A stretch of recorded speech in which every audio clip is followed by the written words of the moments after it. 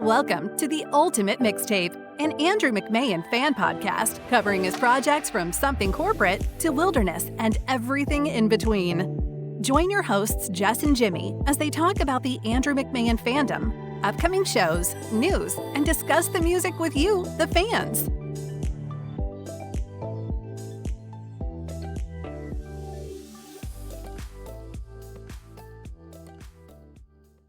Welcome, Marlyne. We're so excited to have you on the podcast today.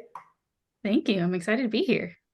Yeah, so we actually know you because of fundraising with the Dear Jack Foundation, and you were on our team last year with Love for Leukemia, and we got to know you because you're amazing and talented when it comes to design, and now everybody can catch you fundraising for another team, but right now you're with Andrew's Astronauts, correct? Yes.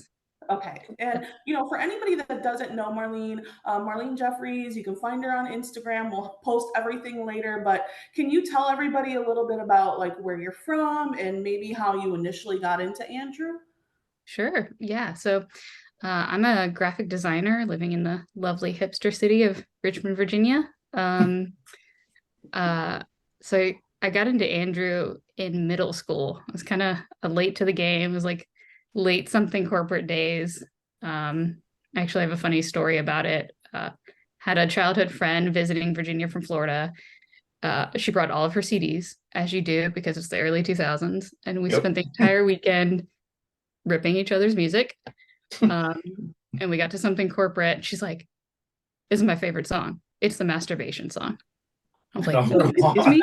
And she was talking about, of course, If You See Jordan. And I don't know why, it was like the theme of the weekend after that. We just listened to something corporate and it stuck. And yeah, I've followed it ever since. It was the masturbation song. Yeah. You got into the game late in middle school. Right. Well, late in that something corporate was like, they'd already put out North. They were about to go away and yeah. Well, it's kind of funny because I feel like sometimes people find the music just when they need it, Yeah. Oh yeah, definitely. I mean, it got me through all of the rough teenage things. Becomes your best friend. Yep. Well, like just said, definitely appreciate you being on today. We just had a hell of an experience like 3 weeks ago, I guess it's been now. With having a private show with Andrew McMahon. And I'm going to go ahead and preface this episode with anyone who fundraises or does anything with Dear Jack, you also have a chance to win this amazing prize like we did. So Dear Jack was like amazing with this opportunity that we got, and other teams have gotten as well. But if you do want to learn more about Dear Jack, you can check out our website or you can head to dearjackfoundation.org for more information. For sure. And we actually just had Steve Mitchell on from Dear Jack too. So if you listen to the previous episodes, you can check that out. Make sure you listen to that episode specifically if you want to know how you can get involved. But for anyone that doesn't know, our team did win Dear Jack's grand prize the previous year. So that's why we ended up with this living room show. I know they changed around some of the prizes for this year, but from what we've heard, the living room show is still going to be something that's like in the realm of what could happen. So for us in particular, I know it was really special to see this team come together. And, sometimes it was through times of crisis in our own personal lives. We had the hurricane, but at one point, I remember when Jess Goff's dad, she's actually the team captain of Love for Leukemia. You can find her on Instagram under Love for Leukemia. Her dad had passed away from cancer, and I really remember our team like getting organized, getting together. And I know that you, Marlyne, you were part of helping getting that together for organizing a dinner for them so that while they're making funeral plans, we can support them in some way. So thank you so much for the time that you were on our team and helping us raise so much money in the last couple of years. And it's really just those human elements that make fundraising so special. So what was it that got you inspired to fundraise for Dear Jack? Yeah, so I mean, like I said earlier, Andrew's music has been such a big part of my life for the past 2 decades now. And I remember even, finding out he was sick and just being devastated, and being part of Jack's original fan group, the Messengers. You get the postcards and putting them all around your hometown and hoping people will listen to the music you like. And I've just always followed what he's done afterwards. Like I know he did Light the Night and some other things before Dear Jack started. And like his music has just been such a huge part of my life that fundraising is just a way to give back. Yeah. Agree. Yeah. I think it's huge because it kind of like brings the community together, and it's like we made a friendship now from it. It's like it does so many different things. Obviously raising money is the biggest thing, but look what's come out of it besides that. So it's been awesome. But like Jess said, they pulled our name and we won, and then it was like, okay, what the hell happens now? Yeah. Because it was like, now what do we do? It's like we saw other teams win, but it was like, how do you organize and do all these things? So it's like, you live in Virginia, like Jade and all of our other teammates like live in that area, but we're in Florida. It's like, how do you get all of these people to one location? It was obviously going to be at Goff's house, because I know we were really pulling for her to win because of what happened with her dad. And it was like, I know it was going to be really special for her to have it back at home. But we did end up deciding August 26th as a date, which worked out great because Andrew was going, or I think he was still on tour at that time. So it was like, when are we going to actually do this? So the 26th was it. We got everybody, I think everyone arrived at least a day or two ahead of time. And we got to do that lunch at the cider, I forget what it was called. It was the cider brewery. What was it called? It was just a cidery. I don't remember the name of it. Cidery, something or another. That place is cool. So very cool. But it was the first time that we had met you in person, which was like, finally we've like talked to you for like I don't know how many years online, but it was like so nice to just like sit down as a team and like actually enjoy like everyone's company. But did you have any initial fears or worries, like how am I going to get there, like how is this all going to take place, like any of those type of deals? The planning aspect I wasn't worried about. I'm a weirdo who likes to plan, so the travel thing was fine. But I'm also naturally an introvert. So I think my biggest fear was like, I've known these people online. Am I going to be an awkward weirdo who like doesn't know what to say? Like, am I just going to be stuck in a corner all night because I don't know how to people? Because you don't know. It is yeah, weird. We all love the same thing. So right. Yeah, I agree. Yeah, so I actually really enjoyed that time when we were just kind of like hanging out as a team. So that kind of felt a little special too, because we got to do that before anything happened with the show. And, all of us have met Andrew before, but I was still a little bit nervous for the show and how it would go. And, because we came from Florida, we literally had no idea what was going on in New York. And because everybody was traveling, Jess pretty much took care of everything as far as like food, drinks, decorations. So when we got there, we didn't really have much to do other than, try to help in the last minute. And I know she felt a little bit of that stress trying to make sure everything went without a hitch. And I don't blame her because I would have been the exact same way. And finally, when Andrew arrives, it was almost like a relief because it's like, oh, now we can all breathe a little bit. He's here. There's no more of like the stress around him about to be here. Exactly. Jess's daughter was there for a little bit, and she gave Andrew some friendship bracelets for Cecilia, and I thought that was pretty cute. That was a cute moment. It was. And then she ended up leaving, but when you got there, Marlyne, did you have any ideas of what you wanted to like talk to Andrew about, or anything you were hoping to achieve when he was there? Like any special moments you wanted to have? Yeah, I knew the one thing I definitely wanted was I've been dying to get my friend's band, A Story Told, to tour in general. And I think they do really well opening up for Andrew. Mm-hmm. So my main goal was, I am going to talk to this man about making that happen. But like, other than that, I was just trying not to ugly cry or freak out. Fangirl. Like, yeah, I've met him after shows and things, but this was the first time I've actually spent any amount of time with him. Mm-hmm. Yeah. Just trying not to lose it. Right. Yeah. It is kind of because you don't know what to expect. Like, shows are different. Like, meet him outside, sign someone, take a picture, it's over. But to actually like be around him for, what was it, 4 or 5 hours? It's like, let me not make an ass of myself.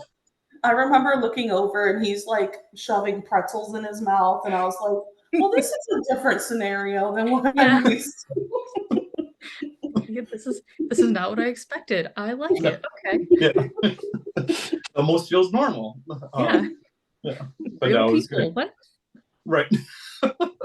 Right. But Jess, I know you had mentioned like golf did pretty much like everything because you were traveling, like the decorations I thought were really fun. Like her little Andrewisms everywhere I thought were really fun and they weren't tacky. I've seen some people do tacky shit. This was actually, I thought, like really nicely done. The food spread right when you walked in was like really well done. And then obviously there was a lot of alcohol and many different colors of alcohol. So I thought that was a really, really well done job. But were you surprised at like any of the decor or like you said, how casual it felt once he got there? I was surprised at how casual it was. I don't know what I was expecting, but I wasn't expecting it to be like, oh, hey, old friends, let's hang. Yep. I fully anticipated the decorations to be amazing. So it's golf. She plans. She does wedding stuff. Like, yeah. Agree. I think the lunch that we had like prior that day, I think that really helped because if like we had just met that night, it could have been awkward for like the first half hour, but like getting to hang out literally all day prior was very helpful. Yeah, I agree. Yeah. So like, how did you explain to your friends what you were going to do? Because I feel like we always have a hard time explaining Andrew to people. Like, oh yeah, this is this guy that we've stalked since I was like in high school. Like, what were you telling people that you know? Like, you're going to this place in New York for this amazing show. Like, what did you say? Basically that. I was like, oh yeah, especially coworkers. They're like, what are you doing in August for your vacation? I'm like, going to Rochester to have a private show with a musician I love. And they're like, who is it? And you tell them, and they're like, okay, I don't know who that is, but I'll pretend I do. I had exactly one coworker, no, two actually, who knew who he was. So that was nice. But it is hard though. Like if they're not into like any type of concert scene, it's like you go see this guy this many times. It's like that's part of it. Like why are you traveling? Right. Was your husband a fan of Andrew prior to meeting you? I don't know that he was prior to meeting me, but it's been 15 years now. He's just kind of used to it. Yeah. It was fun to meet him. We bonded, needless to say, at the gas station getting pizza at 1 o'clock in the morning. But no, I was glad he was there. It was nice to meet him. Yeah, he did us a solid. He was like taking video of everything, taking pictures for people. Like that was actually really nice because everybody on the team got to enjoy the moment and not stress so much about trying to get videos because we knew that he was going to be there taking them. So we really, really thank him for that because that made it a little more relaxed too in that moment. Yeah, exactly. Agreed. Yeah. So, I mean, eventually, after all the snacks, the pretzels, all that good stuff, we had to work our way outside. And Jess had like this cute little setup outside. She had like this wooden patio next to her pool. And the piano was set up there, but she had like furniture outside, lots of seating, and everyone kind of settled into a spot. But before the show, we pre-sent, I guess, Dear Jack, some songs that we were hoping to hear. all of us were pretty happy to hear anything at that point. We're just happy to be there. But was there any song that you were really hoping to hear in that special environment? I mean, definitely She Paints Me Blue. It's my go-to. It's cheesy, but I always looked at it as like, I'm an artist and my favorite color is blue. This is my song. But it works. It works. And I mean, it's a beautiful song too. So yeah. And now you got the tattoo. Yeah, it was funny when he was going into that song. He was like, "Didn't somebody just get a tattoo for that?" Yeah. Me. I'm right here. Like, don't look too close. It's still healing. It's a mess. How's the tattoo looking now? Oh, it's great. There's some scarring that we didn't anticipate, but it's still great. Yeah, good. Worth the pain. Yeah. Right, exactly. Right. I thought I don't forget how many songs he played, but I thought all of them were like good. Like it was like some stuff you don't hear often, and there was some stuff that you hear some, but it was a really fun put together set list that I think he did definitely take some of our ideas and to put them down. But I think I'm gonna say he started around like 7-ish playing, because it was still light outside. And to me one of the funniest moments was like he started with, I don't think he started with Straw Dog, but it was like in the top first 3 songs, I think. And that damn dog across the street started barking. And it was like, do you want to be part of this song? Or do you want to are you trying to tell him to shut up? Like, what's the deal here? So that was, that was hilarious, I thought. But what did you feel like once it started? Everyone was sitting down, like just enjoying their friends, enjoying him being there in a yard, compared to, say, a stuffy 9:30 club music hall that is not so warm and friendly. Yeah, I mean, it was incredible. Like, don't get me wrong, I love a normal concert, but sometimes people suck. It's just sometimes. Like being in a crowd, it has its merits, but like sometimes you just want your space to enjoy it. And it was really nice to just be around people you like, enjoying the music everyone loves. Without any distractions or terrible people trying to push you out of the way. Right. Or the 7-foot guy in front of you. The 7-foot guy, or the like waist length hair that keeps getting smacked in your face. No, it was special. It was special just to like be in that little area together. I loved it.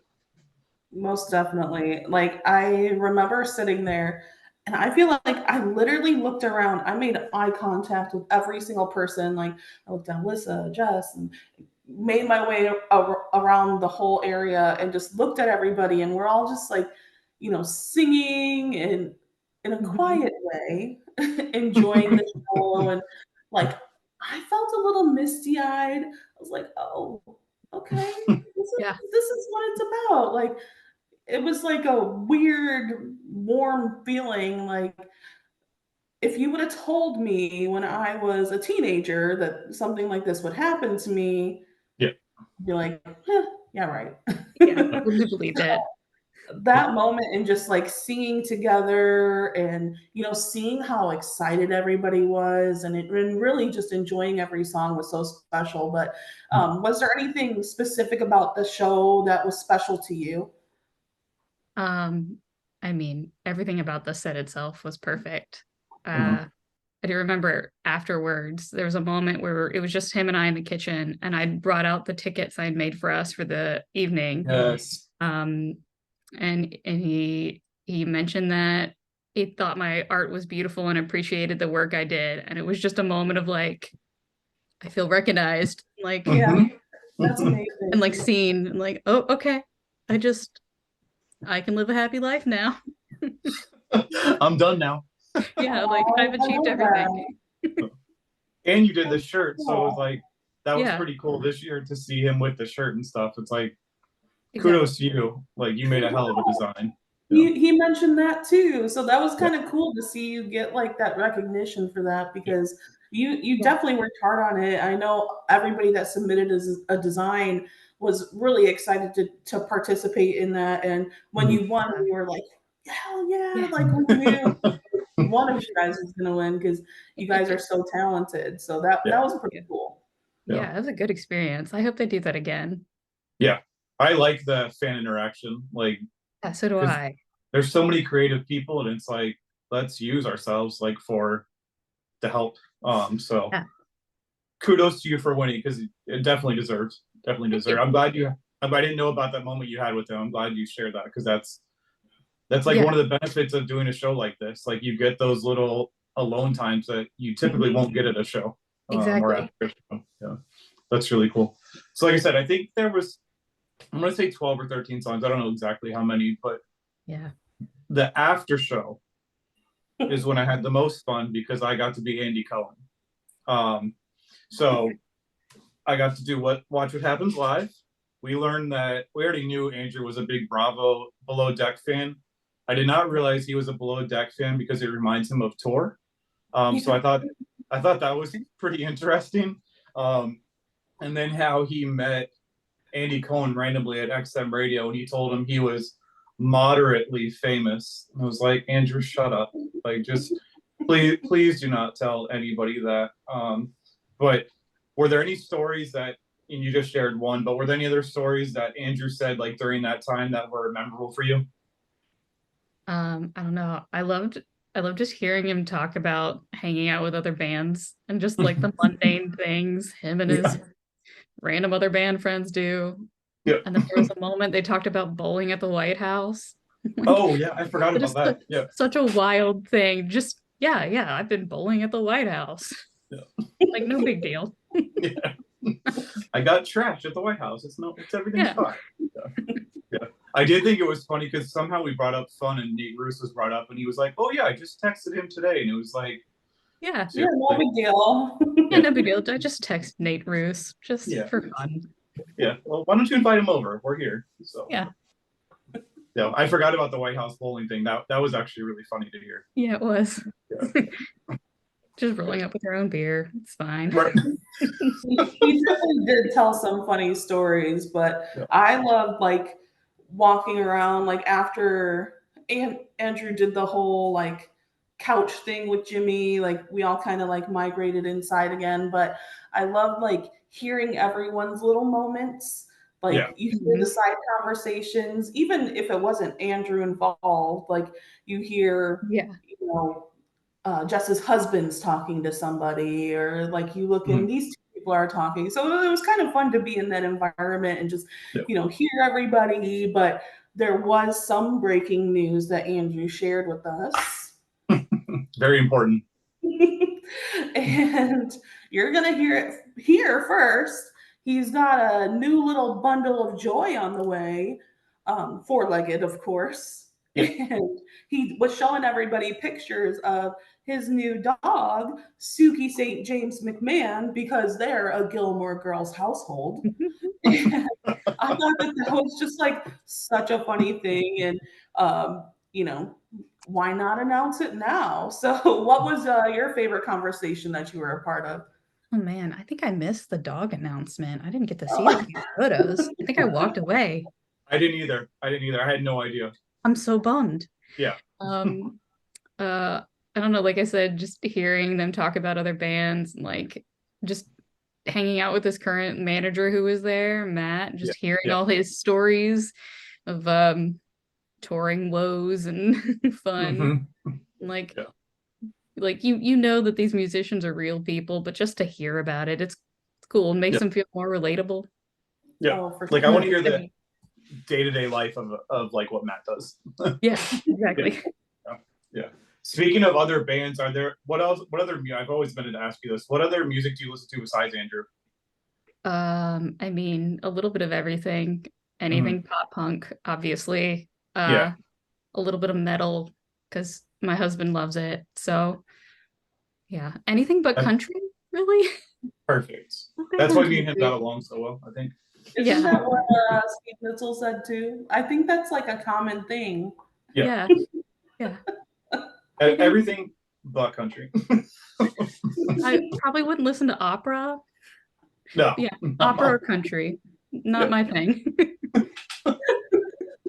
Those are perfect. Those are perfect no's. Yeah. But overall, I think we all had an awesome time at the show. Like, it was like, to me, it was like, you work so hard, and there doesn't have to be a prize at the end, but we knew there was a prize at the end. So it's like, we tried for so many years to actually get it. And it was like, I see why, like me specifically, I see why I wanted it so bad. I'm sure the team felt the same way. It was like, this was such a cool experience. Like, Andrew flying out, Matt flying out. It was like, I'm so glad they took their time to like do this every year. And like Jess said, I don't think it's obviously not top team this year, but I think this prize is somewhere in the mix towards the end. So it's like, take advantage of it. It is literally one of the coolest experiences I've ever had with him. And like you said, all 10 people or all 9 people of us that were there, it was just like, this is pretty damn special. We've grown some like pretty strong friendships out of this. And it's like, now we're here enjoying all of this. So was there anything that surprised you like during the time, or that you weren't expecting of the show? I mean, honestly, like I've said, it was just so chill. It was just like walking in, and it just being a relaxed atmosphere. Like, you've known all of these people, and you've seen them all millions of times. Yep. Yeah. Was there anybody besides us that you hadn't met? I hadn't met Alicia. Yep. Okay. And I think that's it. Yeah. Besides you two.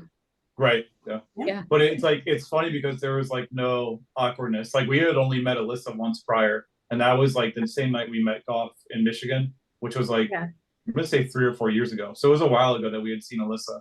But it was like the team just clicked.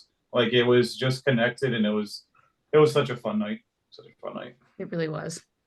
Yeah, I love that casual aspect of it. Like, it just felt very comfortable for everybody, and that made it more comfortable, like, to interact with Andrew too, and like just enjoy the moment. I know we always relived it over and over again afterwards, like texting each other, like, "Oh, remember this happened, and then this happened, and this was said." But in order to get to that point with the fundraising and really earning that, it's such a special thing that it is hard to get to that amazing prize. So what would you tell to people that have been fundraising for a while and want to be able to earn something like that and get involved? I mean, I would tell them just be persistent and patient.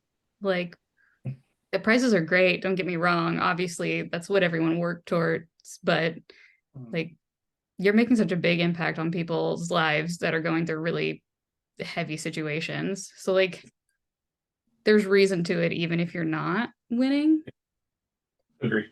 I agree. Because it's like, obviously it's one prize. There's so many teams. And I think this year it seems like there's double the amount of teams than normal. So it's like, if you don't win the prize, just look at the impact you're making on someone's life who has cancer and their family. Like, to me, that's bigger than the prize, honestly. It's like, yeah, we had a great time at the show, of course, and I loved every second of it, but look at the impact we've made for the past 5-10 years from fundraising just by doing this with Andrew. It's pretty awesome. Yeah, for sure. Definitely. And I mean, we've asked this to our other guests too, Marlyne, like, what do you think makes Andrew so special? Like, why do you think people gravitate to him so much?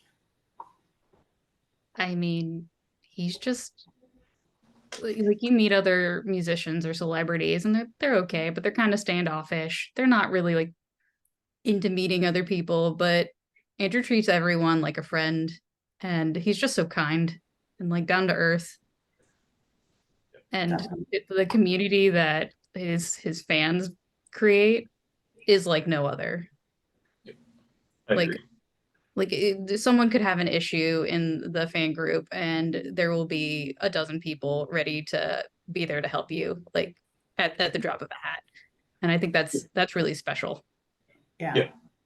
We had the hurricane last year, and it was crazy how many Andrew people like just formed it together and just raised so much damn money to help us. It was like, this is because we all follow the same musician. Like, that we would not be friends if Andrew wasn't around. Like, it's just it's crazy what an impact he has on your life. like it's wild. But we are spoiled by him because we went to go see Matt and Kim Sunday night, and they sometimes come out, they sometimes don't. They didn't on Sunday night, and I was like kind of mopey. It was my birthday. I wanted to see them. Da da da. And we got in the car, and Jess is like, "Andrew spoils you." It was like, truly. It was like, you're right. He does, but it's like, he's just so genuine and so nice. It's just like, we are spoiled, but we do a lot of amazing things for the foundation as a group too. Do you guys have anything else that you wanted to share about the show that was special that we didn't get to, like any moments or anything like that? Gosh, not that I can think of off the top of my head, other than like it was perfect. I want to do it all over again. I hope more people have the opportunity to do it in the future. Like, it was I would just say it was nice to, like, he's always genuine, but it was really nice that he spent so much time with each individual. Like, I thought that was really special. It was like, obviously we all want to spend time with him, but he really made a point to like really, like, you had that in the kitchen with him. It was like he really made a point to like really spend some time with each other, and it was like you could tell how much, like, the team raised a shit ton of money, and it was like you could tell how much it meant to him, and he really wanted to spend that time. So like you said, if you get the opportunity to do this, it's once in a lifetime type thing. Keep raising money, be persistent. It's not all about the prize, but the prize is pretty sweet. But it's like, let's just keep raising a ton of money for Dear Jack and helping everyone. Yeah, for sure. I think I do have one other thing I want to add, because we did get some additional information that we know about 11/11 for next year. We know the dates of it. We know what it's called. We know where it's going. We know a lot of information about the event. So if you are not able to see SoCo this year, just keep in mind you can see them next year. That's all I'll say about that. Because we did have a nice conversation about that. Yeah. So thank you so much, Marlyne. We've loved hearing your perspective of the show. It's really like fun to just chat with you and kind of like see what we all were thinking. Yes, I agree. It's a shared moment together, and it really is special, and you're going to be a part of that family forever. So thank you for taking the time to like come on, chat with us about it. And just, can you remind everyone like where they can find your social media and your fundraising team? Sure. And thanks so much for having me on here. It's been great. You can find me on Instagram mostly, my personal account, which is where I also share my side craft project because I'm terrible at separating, is Paint Me Blue 928. And then our team this year is Andrews_astronauts. We're a little fledgling team, just breaking out, pulled in some new people that haven't had the opportunity to fundraise. So just trying to get new people into the game and help out as much as we can. Awesome. We are probably going to see you at another show at some point. I'm sure. But like I said, we're so thankful and happy to finally meet you. Same. Literally. So great. So we'll see you at the next show. Yeah. Thank you. Can't wait. Thank you guys.